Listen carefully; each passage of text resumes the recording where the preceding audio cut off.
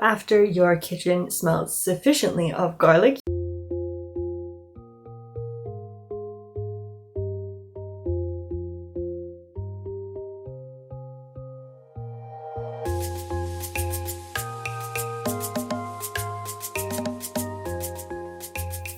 hello everyone, thank you all so much for coming or for coming back. Today I am going to show you how to make focaccia bread. Now I know that bread can be kind of scary, but honestly focaccia is one of the easier breads that you can make because it is a super wet dough, so you don't have to worry about kneading it, and we are going to bake it in a pan, so you don't have to worry about being able to shape your bread. So it really is just a great way to get into bread without really having to get into bread. So all of the ingredients and measurements are listed down below so that we can start making this. So we are going to start by making a sponge, which is just a few of our ingredients that we will leave for a little bit longer than the rest of them so it can ferment and add a little bit of extra flavor to our dough. So in a large bowl, we are going to combine our larger quantity of flour, our yeast, our olive oil, and our water. We are going to go ahead and give this a mix by hand until it is combined. This is going to be a very wet sponge. You can honestly just use a spoon or a spatula for this part. You aren't going to have to do anything close to kneading. Just mix it until it is completely combined, and then you're going to cover it up and let it rest for a half an hour. So half an hour later, when you come back, your sponge should have risen quite a bit. It will be rather bubbly and it'll still be very, very liquid. Now at this point, we're going to add the rest of our ingredients, which is the smaller quantity of flour and the salt, and we're going to mix this again. I'm just doing this by hand, but you can go ahead and use a spatula if you like.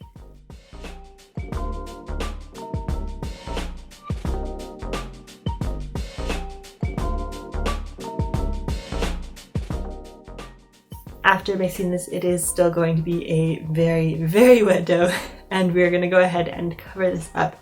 And we're going to let this rise for an hour, but during that hour, we are going to do some folds so that we can get a little bit more structure to our bread. So like I said, focaccia is a very wet dough, so we can't exactly knead it. So the way that we're going to get structure in our bread is by doing folds. So to do this, every 20 minutes, you're going to come back to your dough. You are going to grab a little piece from the side or the bottom of your bread. You're going to stretch it up and over itself before pressing it back into the rest of the dough. Then you're going to turn your bowl 90 degrees and do the same thing, grabbing from the bottom, pulling it over and pressing it back in. Do this 4 times around the bowl and then cover it back up, and you have completed one fold. And you're going to do 2 more of these folds, so 3 in total, letting your dough rest for 20 minutes in between. And through this process, you will notice that your dough gets maybe a little bit less sticky and a little bit more structure to it. It's not quite as liquid mess as it was in the beginning. After repeating your turns for the final time, you're going to let your dough rest in the bowl for another 30 minutes before transferring it to our pan. Now the pan that I'm using here is an 8-inch round cake pan. You can use a 9-inch pan or a square pan or just whatever you have on hand. We're going to go ahead and oil the bottom and the sides with olive oil to make it easier to get out after it's baked. And then we're going to plop all of our dough into our pan, and we're just going to carefully stretch it out into a flat layer that hopefully reaches the sides of our pan. And then we're going to let it rise once more until it has doubled in size. This should take about 45 minutes, but it might change depending on where you are and what temperature it is outside. So while our dough is rising, we can talk about toppings. So a very traditional topping for focaccia bread is rosemary and salt, preferably fresh rosemary if you can get it, but dried is just fine. I had to use dried this time. And I also decided to add some roasted garlic and tomato. So feel free to use whatever toppings you like, but I am going to show you how to make roasted garlic just in case you are interested. So I went ahead and roasted my garlic while my dough was still rising and being folded, just so that it would be ready to go at the same time as my focaccia was ready to be topped.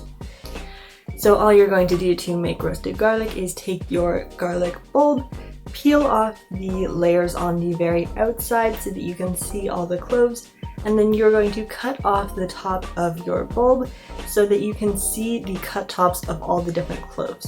Now we are going to cover this in foil, but first we are going to drizzle some olive oil on the top to all of the exposed parts of the clove. Then go ahead and wrap this up.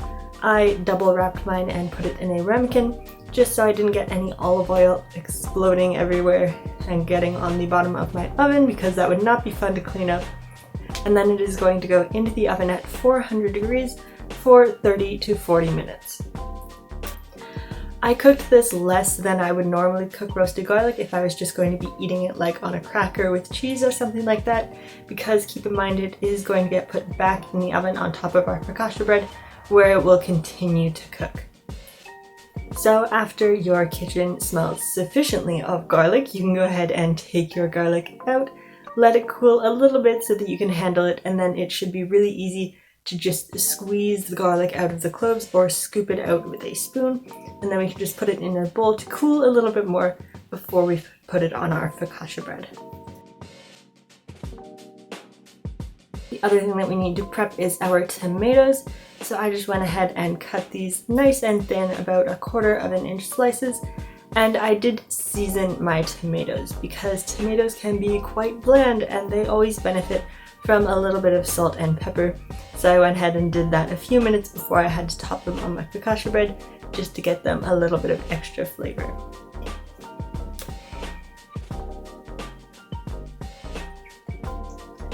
So now that our dough is risen, it has doubled in size, we can get it ready to bake. So we're just going to top this with a little bit of olive oil and then add the traditional focaccia bread dimples. So all you're going to do for that is go in with your little claws and put lots of little poke holes in your focaccia bread. Don't go too overboard with this, but also don't be worried that you're going to hurt your dough or anything like that by degassing it a little bit. It will be just fine. Once it has its nice little dimples, we can go ahead and add our toppings. Like I said, I've got tomato, roasted garlic, rosemary, and salt, but go ahead and do whatever you like. As I said, just rosemary and salt is very traditional and very tasty.